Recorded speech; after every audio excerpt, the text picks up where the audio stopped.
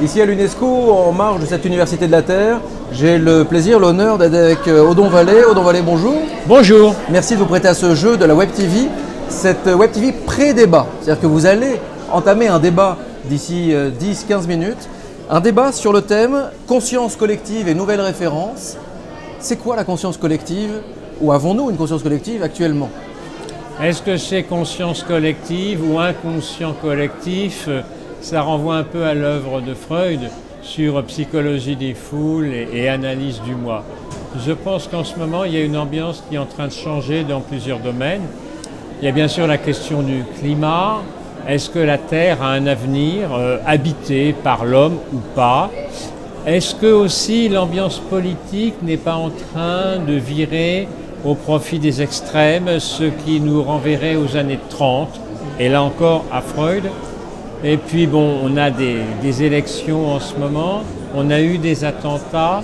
Est-ce qu'il n'y a pas une peur de l'autre et justement un collectif qui est mal en point? Parce qu'on se demande si on n'est pas mieux tout seul. Je suis frappé de voir qu'il y a moins de monde dehors en ce moment depuis quelques semaines. Moins de monde pour faire du jogging autour du Luxembourg.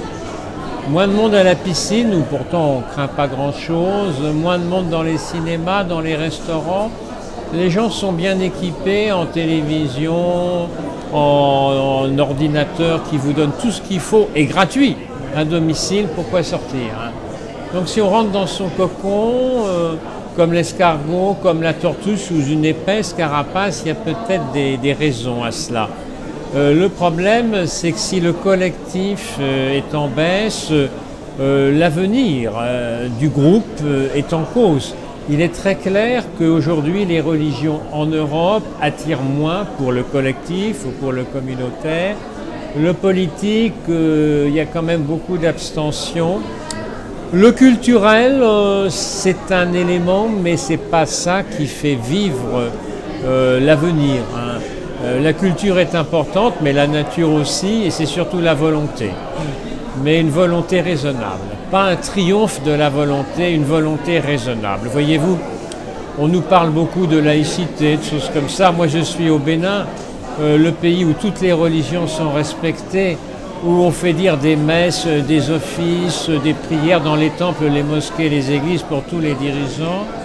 Et je suis frappé de voir que là-bas, on a moins peur parce que probablement on se supporte mieux les uns les autres.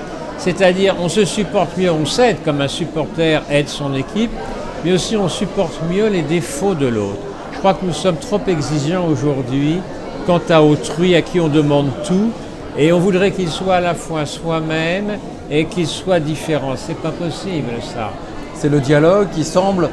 On revient en tout cas à une certaine forme de dialogue ou de nécessité de dialogue. Nécessité du dialogue, s'il y a dialogue, il y a forcément différence, hein, sinon c'est un monologue. Et tolérance de la différence de l'autre. Tolérance de la différence, mais en même temps, il faut que l'autre soit d'accord pour dialoguer, hein. Ouais. S'il envoie des bombes et des mitraillettes, ça ne va pas du tout. Donc je pense qu'aujourd'hui, il y a un vrai risque, c'est qu'il y ait, compte tenu des événements démographiques mondiaux, un afflux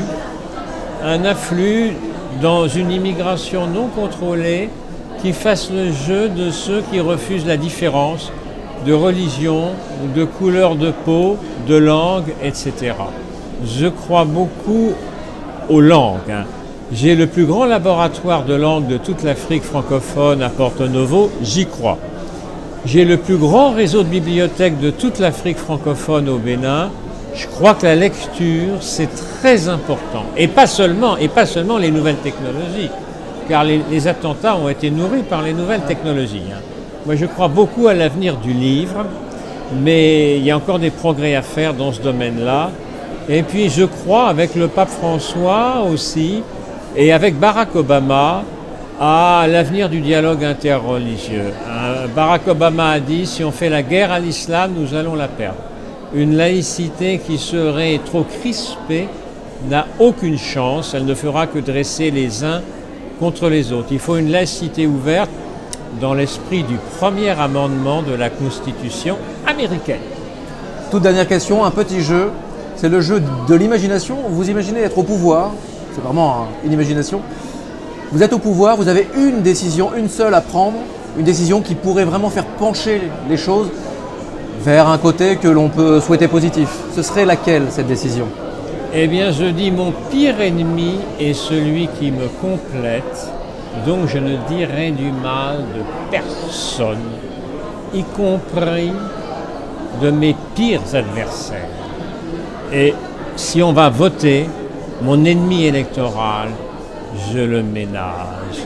Et je pense sincèrement que c'est comme ça qu'on peut affaiblir l'opposition en ayant la tactique de l'édredon ou du matelas et un langage toujours très posé, très mesuré.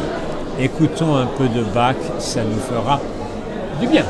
Après, il faut que cette approche soit partagée. Il faut l'expliquer, cette approche. Il faut l'expliquer, il faut la justifier. Il ne faut jamais parler de son ennemi, jamais le nommer. Jamais, jamais. L'innommable ne se nomme pas et on évite le pire par cette sage politique. Merci beaucoup, Odon Vallée.